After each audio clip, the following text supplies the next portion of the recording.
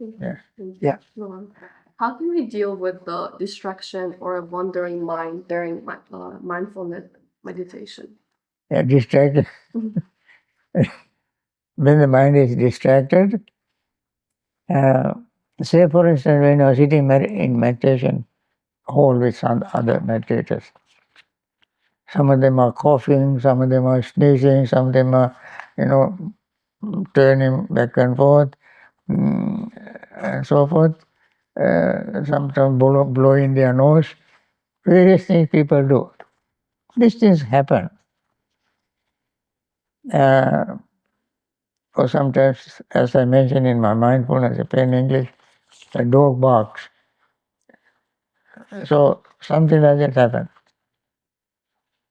Instead of going after them, use that particular occurrence as an object of your meditation practice. Such as, suppose somebody cough and it bothers you. Then you look at your mind. This cough is very natural. The person may not feel well. So let him do that. Let I develop my appreciative joy, my compassion, my empathy towards that person. So you use that to develop your own mental state at that time. Sometimes people move because they cannot stay. I remember once I took one of my students to help me in a retreat somewhere in New Mexico. And I asked him to sit on the stage with me. And there were about 100 people in the hall. The stage was elevated, so I was sitting there and he was sitting. After about half an hour, this fellow was crying, sobbing, very loudly. Everybody opened their eyes and looked at him. He was crying, in pain. I did not pay any attention. After that, he got everybody's sympathy towards him. Yeah. Because they also experienced the same thing. Yeah. So I wanted them to learn how difficult it is to sit and meditate. Even my student who was sitting with me. When I was teaching meditation in Washington, there was a gentleman sitting in full lotus, and in order to encourage other people, I said, now look at this gentleman, he has been meditating for so many years. I knew him at 16, 17 years with me. And I said, he has been meditating. And at the beginning, I asked him, how long did you have pain? How long did you have pain? Yeah. He said, Bhante, I'm still having pain. After 16 years meditation. Yeah. And he learned to cope with the pain situation. absorb it, understand it, use it. In mindfulness meditation teaching, there is a section called Vedananupassana. Vedananupassana, Yeah. mindfulness of feeling. Yes. Mindfulness of feeling doesn't mean only pleasant feeling, unpleasant feeling, painful feeling. So we must use the painful feeling as an object of meditation. And the painful feeling is not always painful. There comes pain arises, increases to peak. When it comes to an excruciating pain, if you stay up to that point and stay for another 10 seconds, you can see that pain begin to subside. Then you will experience downside of the pain, decreasing. Yes. And therefore, from that we can learn. Similarly, when we are distracted by others, various type of physical the activities. If you pay attention, you can see it doesn't stay for long. The person calms down, it disappears. Yes. That's how we use the objects as anything as an object of our meditation. So, Bhante, I have the same issue. When you sit down and you get the pain, kind of killing pain, so to manage the pain, should you say that, pain is there, I'm aware of the pain, right? And pain is also, it's uncertain. It will go on its own. It will die on its own. Is that a thought that we need to bring? Right. There are some places Yes. where the teacher does not allow anybody to move. Yes. Once you sat in that posture, yes, you must stay in that posture. Yep. They are crying and that doesn't last too long. It doesn't last so long. In their next sitting, they don't have pain. So they have to, anything at the beginning is difficult. By doing it again and again and again, you get used to it. For instance, I sit full lotus. Yes. It was not that easy at the beginning. Yes. So we have to make a determination, commitment, and serious. So we can just absorb the pain. Advanced insight on mindfulness meditation, that's the subject, mean that deep understanding of Vipassana and Samatha. Can you explain the difference between Vipassana, which is insight, and Samatha, concentration meditation? Okay, good question. Vipassana, Samatha meditation I explained first. Yes. It's called tranquility meditation, tranquility. Tranquility. That means it calms your mind. Okay.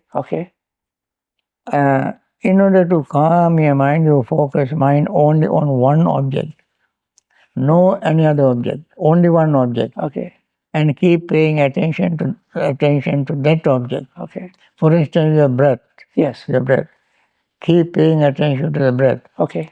Don't go into any details. Right. The feeling, perception, and so forth. Don't do any of these things. Okay. Simply focus your mind on the breath. Right. And breathe in, breathe out, breathe in, breathe out.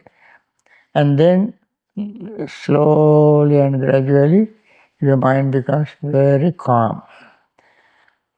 And then this, as I said, you may experience certain hindrances.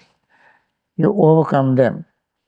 Then, since you are away from your hustle, bustle, busy activities, staying in a secluded place, quiet place, you have freedom, or freedom of all other activities. You experience peace. Yes. Joy, happiness. Yes.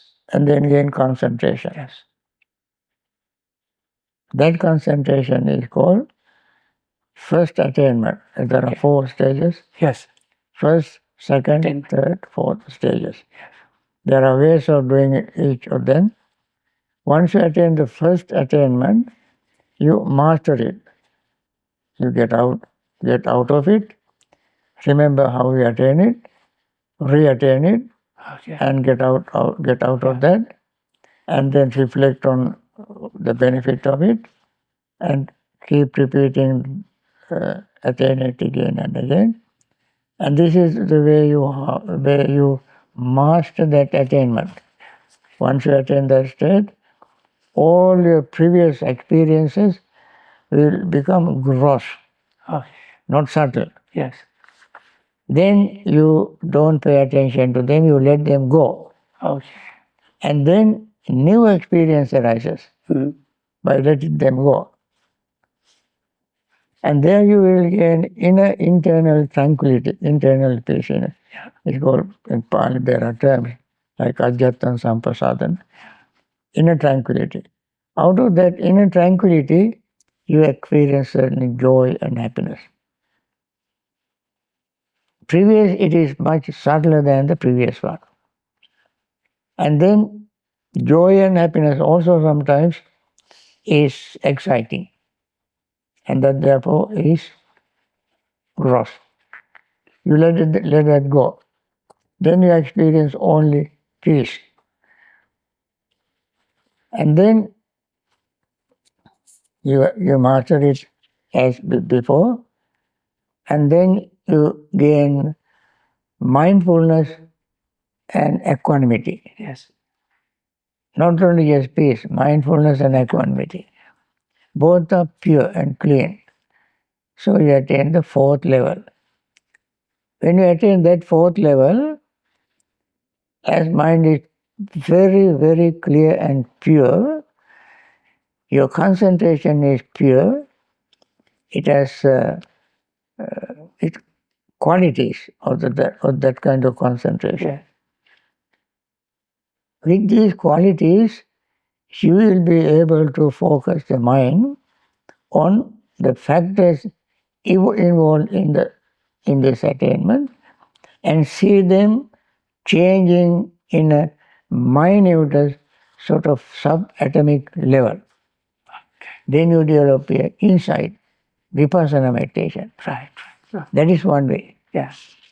Other way is, at the very beginning you start with focusing your mind on impermanence, unsatisfactoriness, selflessness and so on.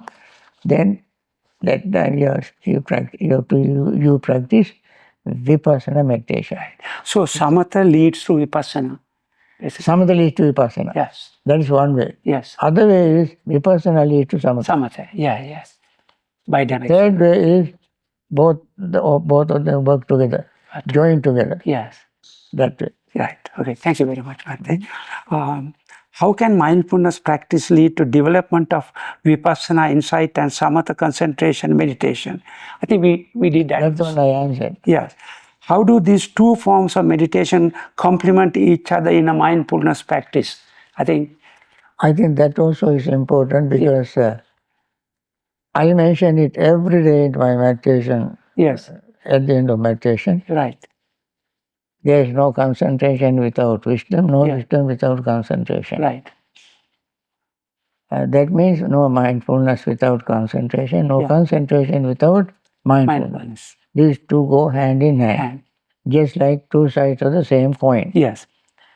And therefore, they are not different meditations. That's right. In the Buddha's teaching, these two go hand in hand. Yeah.